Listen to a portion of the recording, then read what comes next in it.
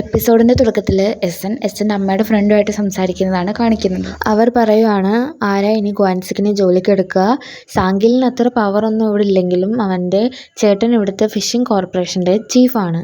അതുമല്ല, പുതുതായിട്ട് വന്നവർക്ക് ഇവിടെ ജോലി കിട്ടുക എന്ന് പറയുന്നത് വളരെ പാട് തന്നെയാണ്. അതേസമയം ഗ്വാൻസിക്ക് അങ്ങോട്ടേക്ക് വരുവാണ്. അവർ പറഞ്ഞതുപോലെ തന്നെ ഗ്വാൻസിക്കിന് ജോലിയൊന്നും കിട്ടിയിട്ടില്ല. അമ്മയുടെ ഫ്രണ്ട് എസ്സനോട് പറഞ്ഞു, ഇവിടെ അടുത്തൊരു റോഡ് പണി നടക്കുന്നുണ്ട്, അവിടെ എന്തെങ്കിലും ജോലി കിട്ടുമെന്ന് നോക്കാനായിട്ട് ഗ്വാൻസിക്കിനോട് പറയാനെന്ന്. അടുത്ത സീനിൽ എസ്സൻ അമ്മയുടെ ഫ്രണ്ട്സുമായിട്ട് മീൻ വിൽക്കാനായിട്ട് വന്നിരിക്കുവാണ്. അപ്പം അവർ ചോദിച്ചു, ഗ്വാൻസിക്ക് ഇപ്പം നേരത്തെ തന്നെ ജോലിക്ക് പോകുന്നുണ്ടല്ലോ എന്ന്. അപ്പോൾ എസ്സൻ പറഞ്ഞു, അവനിപ്പോൾ എന്നോടൊന്നും പറയാറില്ല എന്ന്. അങ്ങനെ ഗ്വാൻസിക്ക് ജോലി കഴിഞ്ഞതിന് ശേഷം അവിടേക്ക് വരുവാണ്. വരുമ്പോൾ അവൻ്റെ കൈ മുറിഞ്ഞിരിക്കുന്നു. എസ്സൻ ചോദിച്ചാൽ എന്ത് പറ്റിയെന്ന്. അപ്പോൾ അവൻ പറഞ്ഞു, പുതിയ ജോലി പഠിക്കുമ്പോൾ ഇങ്ങനത്തെ മുറിവൊക്കെ പറ്റുന്നതാണ്, അത് സാരമില്ലെന്ന്. എന്നിട്ട് അവൻ വീട്ടിലോട്ട് പോവുകയാണ്.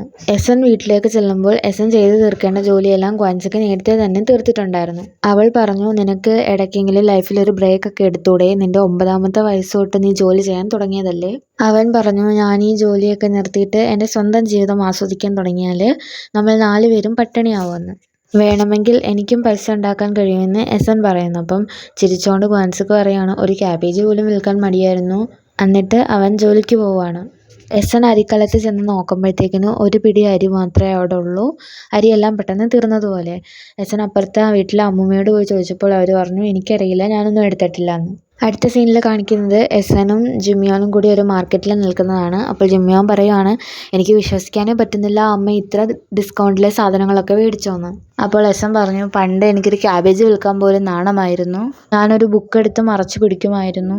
പിന്നീട് എനിക്ക് മനസ്സിലായി, നാണക്കേട് വിചാരിക്കേണ്ട ആവശ്യമൊന്നുമില്ല, എൻ്റെ ജീവിത സാഹചര്യങ്ങളും അത്ര നല്ലതൊന്നും അല്ലായിരുന്നു. അടുത്ത സീനിൽ കാണിക്കുന്നത് പഴയ സ്റ്റോറിയാണ്. എസ്സൻ അമ്മമ്മയുടെ മുന്നിലിരുന്ന് കരയുവാണ്. അവൾ അമ്മമ്മയോട് പൈസ കടം ചോദിക്കുവാണ്. അപ്പോൾ അങ്കിൾ അവളെ വഴക്ക് പറയുവാണ്, നീ എന്തിനാണ് ഇവിടെ വന്നത്, എന്തിനാണ് ഇവിടെ വന്ന് ചോദിക്കുന്നത്, ഗ്വാൻസിക്കിൻ്റെ വീട്ടിൽ പോയി ചോദിക്ക്. അമ്മുമ്മ ചോദിച്ചു, വേറെ വഴിയൊന്നും ഇല്ലേന്ന്. അപ്പോൾ അങ്കിള് പറയുവാണ്, വേണമെങ്കിൽ ആ മോതിരം അങ്ങ് ഊരി കൊടുത്തോളാൻ. എസ്സൻ ഒന്നും മിണ്ടുന്നില്ല, അവൾ കരഞ്ഞുകൊണ്ടേയിരിക്കുന്നു. അമ്മുമ്മ പറഞ്ഞു, ഇവിടെ ഒന്നുമില്ല നിനക്ക് തരാൻ. അടുത്ത സീനിൽ എസ്സൻ ഗ്വാൻസിക്കിനോട് പറയുവാണ്, എനിക്ക് പെട്ടെന്ന് വയസ്സാകണമെന്ന്. അപ്പോൾ ഗ്വാൻസിക്ക് ചോദിക്കുവാണ്, അതെന്താന്ന്. അപ്പോൾ എനിക്ക് എൻ്റെ അമ്മയെ പോലെ എല്ലാം സഹിക്കാനുള്ള ശേഷി ഉണ്ടാകും, ഇപ്പോൾ എനിക്കൊന്നും സഹിക്കാൻ കഴിയുന്നില്ല, എല്ലാം എന്നെ വിഷമിപ്പിക്കുകയാണ്. ഗ്വാൻസിക്ക് പറഞ്ഞു, അവരങ്ങനെ നടിക്കുന്നതാണ്, എല്ലാവരും അവരെ അങ്ങനെ കാണുന്നത് കൊണ്ടെന്ന്. എസ്സൻ പറഞ്ഞു, എനിക്കൊന്നും അറിയില്ല, ചിലപ്പോൾ ഞാൻ ആദ്യമായിട്ട് അമ്മയാകുന്നത് കൊണ്ടായിരിക്കാം. അവൻ അവളെ സമാധാനിപ്പിക്കുന്നു. അവൾ അമ്മയെക്കുറിച്ച് ഓർക്കുവാണ്. അമ്മ പണ്ട് അവളെ പാട്ടുപാടി ഉറക്കുമായിരുന്നു. അവർ രണ്ടുപേരും ഉറങ്ങുവാണ്. പെട്ടെന്ന് ആരോ എസ്സനെ വിളിക്കുന്നതായിട്ട് കേൾക്കുവാണ്. അത് അമ്മുമ്മയായിരുന്നു. അവൾ അമ്മുമ്മയോട് ചോദിച്ചു, എന്ത്, എനിക്ക് മോതിരം തരാഞ്ഞത് കൊണ്ട് അമ്മുമ്മയ്ക്ക് ഉറങ്ങാൻ കഴിഞ്ഞില്ലേന്ന്. അമ്മുമ്മ അവൾക്കൊരു പാസ്ബുക്ക് കൊടുത്തിട്ട് പറഞ്ഞു, ഇത് വെച്ച് നിങ്ങളൊരു ബോട്ട് വാങ്ങാൻ. എസ്സൻ അതിശയമായി, അമ്മുമ്മയുടെ കയ്യിൽ എങ്ങനെ ഇത്ര പൈസ വന്നതെന്ന്. അമ്മുമ്മ പറഞ്ഞു, ഇത് വെച്ച് നിങ്ങളൊരു ബോട്ട് വാങ്ങിക്ക്, ആരെങ്കിലും ചോദിച്ചാൽ ലോട്ടറി അടിച്ചതാണെന്ന് പറഞ്ഞാൽ മതി. എസ്സൻ പാസ്ബുക്ക് നോക്കിയപ്പോൾ അതിൽ ഒരുപാട് പൈസയുണ്ട്. ഇത് കണ്ടിട്ട് അവൾ അമ്മുമ്മയോട് ചോദിച്ചു, നിങ്ങളിത് മോഷ്ടിച്ചതും വല്ലതും ആണോന്ന്. അപ്പോൾ അമ്മുമ്മ പറഞ്ഞു, അല്ല, ഇത് ഞാൻ ആയ കാലത്ത് ജോലി ചെയ്ത് ഉണ്ടാക്കിയ പൈസയാണെന്ന്. ഇത് എൻ്റെ മകന് കൊടുത്താൽ അവൻ ഇതെല്ലാം ദൂർത്തടിച്ച് കളയും. അപ്പോൾ എസ്സൻ ചോദിച്ചു, ഇപ്പോഴെനിക്ക് എന്തിനാണ് ഇത് തരുന്നതെന്ന്. അപ്പോൾ അമ്മൂമ്മ പറഞ്ഞു, ഇത് നിൻ്റെ അമ്മ പറഞ്ഞിട്ടാണ് തരുന്നതെന്ന്. പണ്ട് എസ്സൻ്റെ അമ്മ അമ്മമ്മേനെയും കൂട്ടി ഫോട്ടോ എടുക്കാൻ പോയിരുന്നു. അവർ പറഞ്ഞു, ഹെനിയകളെല്ലാം തന്നെ കുറേ അന്ധവിശ്വാസങ്ങളിൽ വിശ്വസിക്കുന്നുണ്ട്. അതിലൊന്നാണ് ഫോട്ടോ എടുത്തു കഴിഞ്ഞാൽ അത് ഉടനെ തന്നെ നമ്മുടെ മരണാനന്തര ചടങ്ങുകൾക്ക് ഉപയോഗിക്കേണ്ടതായിട്ട് വരുമെന്ന്. എനിക്കറിയാം ഞാൻ മരിക്കാൻ പോവുകയാണെന്ന്, പക്ഷേ എനിക്ക് മരിക്കാൻ പേടിയാണ്, അതുകൊണ്ടാണ് ഞാൻ ഇത്രയും നാൾ ഫോട്ടോ എടുക്കാതിരുന്നത്. അമ്മൂമ്മ പറഞ്ഞു, ഈ ഫോട്ടോയിലൂടെ ആയിരിക്കും നിൻ്റെ മക്കൾ നിന്നെ ഓർക്കാൻ പോകുന്നത്, എനിക്കും ഒരു ഫോട്ടോ എടുക്കണമെന്ന്. അപ്പോൾ അമ്മ പറഞ്ഞു, നിങ്ങൾ ഇനിയും ജീവിച്ചിരിക്കണം, പിന്നെ എൻ്റെ ഒപ്പം വന്നാൽ മതിയെന്ന്. അമ്മൂമ്മ പറഞ്ഞു, ഞാൻ കുറേ നാളായി ജീവിക്കുന്നു, എൻ്റെ പ്രിയപ്പെട്ട മകൻ മരിച്ചതിന് ശേഷവും ഞാൻ ജീവിക്കുന്നു. അപ്പോൾ അമ്മ പറഞ്ഞു, ഞാൻ അവിടെ ചെന്നാൽ നിങ്ങളുടെ മകനെ കണ്ടെത്തും, എന്നിട്ട് അവനുമായിട്ട് ജീവിക്കും, ഞാൻ അവിടെ വേറെ ഭർത്താവിനെ തേടി പോകില്ല എന്ന്. അമ്മൂമ്മ പറഞ്ഞു, നീ അവിടെ ചെന്നാൽ അവൻ്റെ അടുത്ത് പറയണം അമ്മയോട് ക്ഷമിക്കണമെന്ന്. അവർക്ക് മകൻ മരിച്ചതിലുള്ള വിഷമം സഹിക്കാൻ വയ്യാതെ കരയുവാണ്. അമ്മ പറഞ്ഞു, ഞാൻ ഉറപ്പായിട്ടും പറയാം, അതിന് പകരമായിട്ട് നിങ്ങൾ എസ്സനെ നോക്കണമെന്ന്. അമ്മൂമ്മ പറഞ്ഞു, എനിക്കറിയാം നീ എന്നെ വിളിച്ചുകൊണ്ട് വന്നത് ഇത് പറയാനാണെന്ന്, അല്ലാതെ നിനക്ക് സമാധാനമായിട്ട് മരിക്കാൻ കഴിയില്ല. അമ്മ പറഞ്ഞു, ഞാൻ പോയി കഴിഞ്ഞാൽ അവൾക്ക് 10 വയസ്സേ ഉണ്ടാകൂ, അവൾക്ക് വലിയ നാണക്കേടാണ് ആരോടെങ്കിലും സഹായം ചോദിക്കുന്നത്. പക്ഷേ അവൾ എപ്പോഴെങ്കിലും ഒരു സഹായം ചോദിച്ചു വന്നാൽ നിങ്ങൾ തീർച്ചയായും അത് ചെയ്തു കൊടുക്കണം. അവളുടെ ജീവിതത്തിൽ അവൾക്ക് കുറേ കഷ്ടതകൾ അനുഭവിക്കേണ്ടതായിട്ട് വരും. അവൾ ചോദിച്ചാൽ അവളെ തീർച്ചയായിട്ടും സഹായിച്ചിരിക്കണം. അപ്പോൾ അമ്മമ്മ പറഞ്ഞു, അവളെൻ്റെ കൊച്ചുമകളാണ്, ഞാൻ അവളെ നോക്കിക്കോളാമെന്ന്. അങ്ങനെ അവർ രണ്ടുപേരും കരയുവാണ്. അമ്മ ഫോട്ടോ എടുക്കുന്നുമുണ്ട്. എസ്എൻ ഇതെല്ലാം കേട്ടിട്ട് കരയുവാണ്. അവൾ ഇപ്പോഴും അമ്മയെ മിസ് ചെയ്യുന്നുണ്ട്. അവൾ അമ്മമ്മയോട് ചോദിക്കുവാണ്, ഞാൻ ഇനി വയസ്സായി കഴിഞ്ഞാൽ അമ്മയെ മിസ് ചെയ്യുന്നത് കുറയുമായിരിക്കുമല്ലേ എന്ന്. അപ്പോൾ അമ്മമ്മ പറഞ്ഞു, ഒരിക്കലും ഇല്ല. ജീവിതം മുന്നോട്ട് പോകുമ്പോൾ പേരൻസിനെ നഷ്ടപ്പെട്ട വേദന കൂടിക്കൊണ്ടേയിരിക്കും. പക്ഷേ ഒരു മകനെ നഷ്ടപ്പെട്ട വേദന ഹൃദയത്തിൽ എന്നും ഉണ്ടാകും. പേരൻസ് മരിച്ചാൽ അവരെ നമ്മൾ സ്വർഗത്തിലേക്ക് അയക്കും. എന്നാൽ മക്കൾ മരിക്കുവാണെങ്കിൽ അവർ നമ്മുടെ ഹൃദയത്തിൽ ഇപ്പോഴും ജീവിച്ചു കൊണ്ടേയിരിക്കും. ഞാൻ ഈ പൈസ എൻ്റെ മകന് കൊടുക്കുന്നത് പോലെ തന്നെയാണ് നിനക്ക് തരുന്നതും. ഈ പൈസ നിങ്ങൾ നല്ല രീതിയിൽ തന്നെ ഉപയോഗിക്കണം. അടുത്ത സീനിൽ കാണിക്കുന്നത് ഗോൻസിക്ക് പുതിയ ബോട്ട് വാങ്ങിയതായിട്ടാണ്. ഗോൻസിക്കിൻ്റെ അച്ഛനും അമ്മയും എല്ലാം വന്നിട്ടുണ്ട്. അമ്മമ്മ അവിടെ എന്തോ പൂജയൊക്കെ നടത്തുന്നുണ്ട്, ബോട്ട് നിറയെ മീൻ കിട്ടാനായിട്ട്. ഗോൻസിക്കിൻ്റെ അമ്മയാണെങ്കിൽ അവിടെ ഇത് യങ് ഫാമിലിയുടെ ബോട്ടാണെന്നും പറഞ്ഞ് വലിയ ഷോ ഒക്കെ കാണിക്കുന്നുണ്ട്. എല്ലാവരും അത് കൈയടിച്ച് പ്രോത്സാഹിപ്പിക്കുന്നുണ്ട്. അവിടെ എസ്സൻ്റെ അമ്മുമ്മയും അങ്കിളും വന്നിട്ടുണ്ട്. അപ്പോൾ എസ്എൻ പറയുകയാണ്, ഇത് യങ് ഫാമിലിയുടെ ബോട്ടല്ല, ഇത് യെസ് ഫാമിലിയുടെ ബോട്ടാണ്. എൻ്റെ അമ്മുമ്മയാണ് എനിക്കിത് വാങ്ങി തന്നതെന്ന്. എസ്എൻ അങ്ങനെ അമ്മയെ കളിയാക്കുവാണ്. അപ്പം എസ്സൻ്റെ അമ്മയുടെ ഫ്രണ്ട്സ് പറയുകയാണ്, നീ ഇനി അവളെ ഒരു രാജകുമാരിനെ പോലെ നോക്കണം.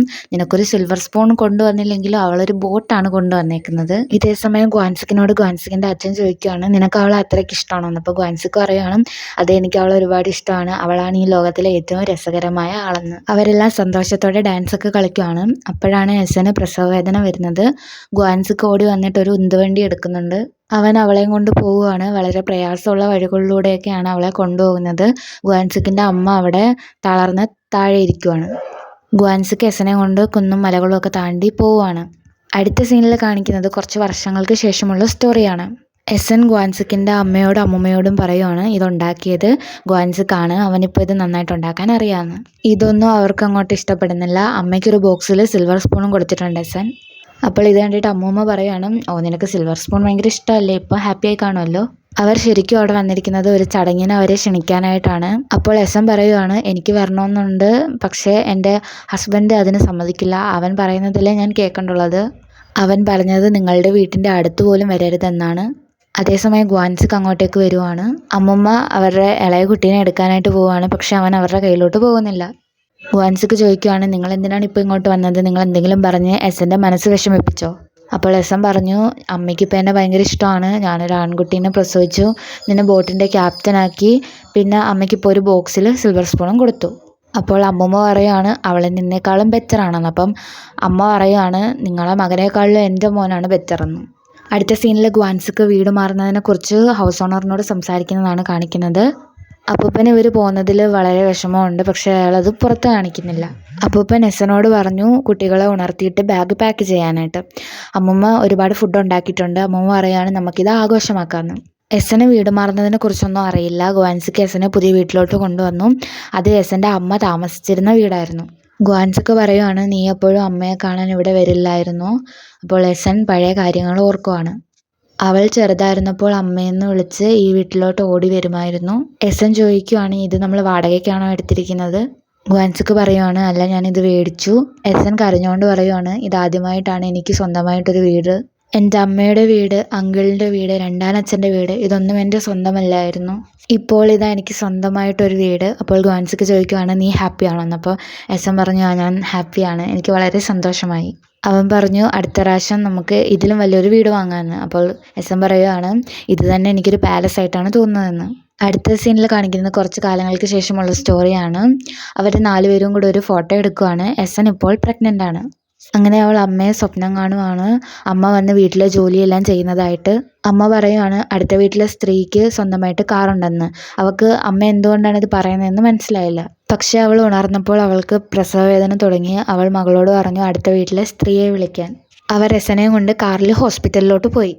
അടുത്ത സീനിൽ എസ്സനെയും കുട്ടിയെ കാണാനായിട്ട് അമ്മമ്മയും അമ്മയും വന്നിട്ടുണ്ട്. ആൺകുട്ടിയാണ് ജനിച്ചത് എന്നറിഞ്ഞപ്പോൾ അമ്മമ്മയ്ക്ക് വളരെ സന്തോഷമായിട്ടുണ്ട്. ആൺകുട്ടിയെ പ്രസവിച്ചതിന് എസ്സനെ പ്രശംസിക്കുന്നുണ്ട്. എസ്സൻ്റെ അമ്മയോട് നന്ദി പറയുന്നുണ്ട്. ഇത് കേട്ടിട്ട് അമ്മ പറയുകയാണ്, ഇത്രയും നാൾ പറഞ്ഞത് എസ്സൻ്റെ അമ്മയുടെ പ്രേതമൊന്നല്ലേ എന്ന്. ഇത് കേട്ടിട്ട് അമ്മമ്മ നിനക്ക് മിണ്ടാതിരിക്കാൻ പറ്റില്ല എന്ന രീതിയിൽ നോക്കുന്നുണ്ട് അമ്മേനെ. അവിടേക്ക് വന്ന എസ്സൻ്റെ അമ്മയുടെ ഫ്രണ്ട്സ് പറയാണ്, ഗ്വാൻസിക്കിന് ബോട്ട് നിറയെ മീൻ കിട്ടിയെന്ന്. അപ്പോൾ എസ്സൻ പറയുകയാണ്, ഇതെൻ്റെ ഭാഗ്യമാണെന്ന്. അടുത്ത സീനിൽ കാണിക്കുന്നത് ഡെപ്യൂട്ടി ചീഫിന് വേണ്ടിയിട്ടുള്ളൊരു തിരഞ്ഞെടുപ്പാണ്. എപ്പോഴും അതാവുന്നത് സാങ്കിളിലായിരുന്നു. ആരും അതിനുവേണ്ടി മത്സരിക്കാൻ നിൽക്കില്ലായിരുന്നു. അപ്പോൾ അതിലൊരാൾ പറയുകയാണ്, എസ്എൻ ഡെപ്യൂട്ടി ചീഫായിട്ട് മത്സരിക്കട്ടെ എന്ന്. അപ്പം എല്ലാവരും അതിനെ പ്രോത്സാഹിപ്പിക്കുവാണ്. അപ്പോൾ എസ് എൻ പറയാണ് ഓ ഞാനൊന്നും ഇതിലില്ലെന്ന്. അപ്പോൾ സാങ്കില് പറയാണ് ഞാൻ ഇതിന് സമ്മതിക്കത്തില്ല, ഇവൾക്ക് അതിനുള്ള യോഗ്യതയൊന്നും ഇല്ലെന്ന്. അപ്പോൾ എസ് എൻ പറയാണ് എങ്കിൽ ഞാൻ ഉണ്ടെന്ന്. അപ്പോൾ സാങ്കില് പറയാണ് ഇതിന് ഞാൻ സമ്മതിക്കത്തില്ല, ഒരു സ്ത്രീയെയാണോ ഡെപ്യൂട്ടി ചീഫ് ആക്കുന്നതെന്ന്. അപ്പോൾ എസ് എൻ ചോദിച്ചു അതിനെന്താ നിങ്ങൾക്ക് പേടിയാണോ എന്ന്. അങ്ങനെ അവസാനം എസ് എൻ തന്നെ ഡെപ്യൂട്ടി ചീഫ് ആവുന്നു. അങ്ങനെ അവരെല്ലാവരും കൂടി നിന്ന് ഫോട്ടോ എടുക്കുന്നു. ആ സ്ഥലത്ത് ആദ്യമായിട്ടാണ് ഒരു സ്ത്രീ ഡെപ്യൂട്ടി ചീഫ് ആവുന്നത്. അതിനുശേഷം അവർ സോഷ്യൽ ഡാൻസ് ക്ലബ്ബിലെ എല്ലാവരെയും പിടിച്ച് പുറത്താക്കുവാണ്. അവരെല്ലാവരെയും പിടിച്ച് പോലീസിൽ ഏൽപ്പിക്കുന്നുണ്ട്. അപ്പോഴാണ് എസ് എൻ സാങ്കിലിൻ്റെ ഭാര്യയെയും കുട്ടിയെയും അവിടെ കാണുന്നത്. എസ് എൻ സാങ്കിലും മറ്റുള്ളവരൊന്നും കാണാതിരിക്കാനായിട്ട് അവരെ അവിടെ നിന്ന് പോകാനായിട്ട് സഹായിക്കുന്നു. അവർ രക്ഷപ്പെട്ടു പോകാൻ നേരത്ത് സാങ്കിലും എല്ലാവരും അവരെ കാണുന്നുണ്ട്. പക്ഷേ മുഖം മറച്ചിരിക്കുന്നത് കൊണ്ട് ആരാന്ന് വ്യക്തമായില്ല. അവർ പോയപ്പോൾ ഒരു ചെരുപ്പ് അവിടെ നഷ്ടപ്പെട്ടു.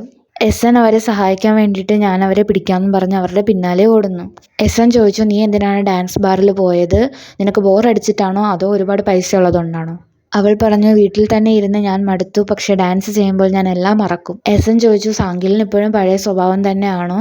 അപ്പോൾ അവൾ പറഞ്ഞു അതെ, അയാൾക്കിപ്പോൾ ഒരു മാറ്റവും ഇല്ലെന്ന്. അതേസമയം സാങ്കിൽ ആ ചെരുപ്പെടുത്ത് നോക്കുവാണ്. എസ് എൻ അവൾക്ക് ഇടാൻ അതേപോലത്തെ ചെരുപ്പ് തന്നെ എടുത്തു കൊടുക്കുന്നു. അവൾ ചോദിച്ചു ഈ ഹെയർ പിൻ ഗ്വാൻസിക്ക് വാങ്ങി തന്നതാണോ? ആൾക്കാർ പറയുന്നത് നിനക്ക് ഹെയർ പിൻ വാങ്ങാനാണ് ഗ്വാൻസിക്ക് ജോലിക്ക് പോകുന്നതെന്ന്. പോകുന്ന വഴിക്ക് അവൾ പറഞ്ഞു എനിക്ക് നിങ്ങളുടെ പഴയ സ്റ്റോറിയൊക്കെ അറിയാമെന്ന്. അപ്പോൾ എസ് എൻ പറയുകയാണ് അത് നീ വിചാരിക്കുന്നത് പോലൊന്നുമല്ല, ഞാനും സാങ്കിലും ഒരു പ്രാവശ്യം ഒരു ബ്ലൈൻഡ് ഡേറ്റിന് പോയെന്നേ ഉള്ളൂ, അതിനപ്പുറത്തേക്ക് ഒന്നുമില്ലയെന്ന്. അവൾ മകളോട് പറയുകയാണ് നീ ഒരിക്കലും നിൻ്റെ അച്ഛനെ പോലെ ഉള്ള ഒരാളെ വിവാഹം കഴിക്കരുത്, ഈ ആൻറ്റിയുടെ ഭർത്താവിനെ പോലെയുള്ള ഒരാളെ വിവാഹം കഴിക്കണമെന്ന്. അടുത്ത സീനിൽ ഗ്വാൻസിക്ക് ബോട്ടിനെ പെയിൻറ് ചെയ്യുകയാണ്. 2 ആൺകുട്ടികളും അവിടെ പടമൊക്കെ വരച്ച് കളിക്കുന്നുണ്ട്. എസ് എനും മോളും ബോട്ടിന് വെളിയിൽ തന്നെ നിൽക്കുവാണ്. ഗ്വാൻസിക്ക് അവർ രണ്ടുപേരെയും ബോട്ടിലോട്ട് വിളിക്കുന്നുണ്ട്. അപ്പോൾ എസ് എൻ പറയുകയാണ് വേണ്ട, സ്ത്രീകൾ ബോട്ടിലോട്ട് കയറിയാൽ അത് ബാഡ് ലക്കാണെന്ന്. അപ്പോൾ ഗ്വാൻസിക്ക് പറയുകയാണ് എനിക്ക് അങ്ങനെയൊന്നുമില്ല, നിങ്ങൾ 4 പേരുമാണ് എൻ്റെ ദൈവങ്ങളെന്ന്. അവൻ പറഞ്ഞു എനിക്കൊന്നും സംഭവിക്കില്ല, എത്ര വലിയ കൊടുങ്കാറ്റ് വന്നാലും ഞാൻ തിരിച്ചു വരുമെന്ന്. അങ്ങനെ അവർ രണ്ടുപേരെയും ബോട്ടിലോട്ട് പിടിച്ച് കയറ്റുന്നുണ്ട്. എസ് എന് വലിയ സന്തോഷമായി, ആദ്യമായിട്ട് ബോട്ടിൽ കയറിയതിൽ. അവളും ബോട്ടിൽ പടമൊക്കെ വരയ്ക്കുന്നുണ്ട്. അങ്ങനെ ഒരു ഹാപ്പിയസ്റ്റ് മൊമെൻറ്റ് കാണിച്ചുകൊണ്ടാണ് നമ്മുടെ ഈ എപ്പിസോഡ് എൻഡ് ചെയ്യുന്നത്. എല്ലാവരും ലൈക്കും സബ്സ്ക്രൈബും ഒക്കെ ചെയ്ത് സപ്പോർട്ട് ചെയ്യാം.